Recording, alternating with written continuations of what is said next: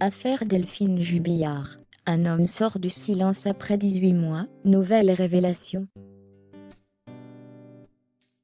Une connaissance de Cédric Jubillard est sortie du silence, pour faire part de plusieurs conversations qu'il a eues avec le peintre plaquiste.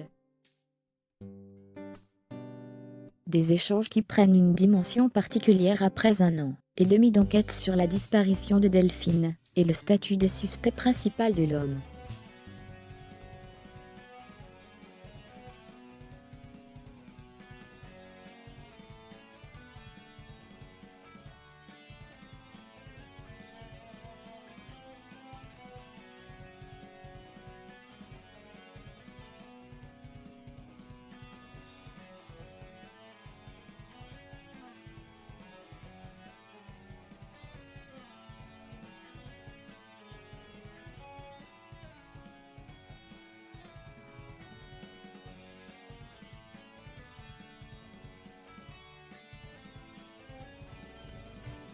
Père de 2 enfants, qui nie de son côté toute implication.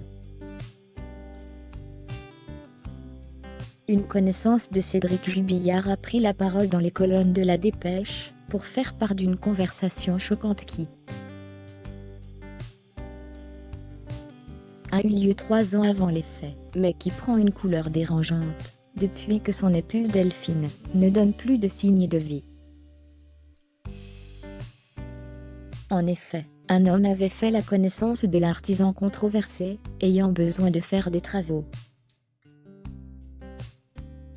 Étant un personnage à la fois sociable et provocateur, Cédric Jubillard est un bavard, avec qui il est facile de discuter.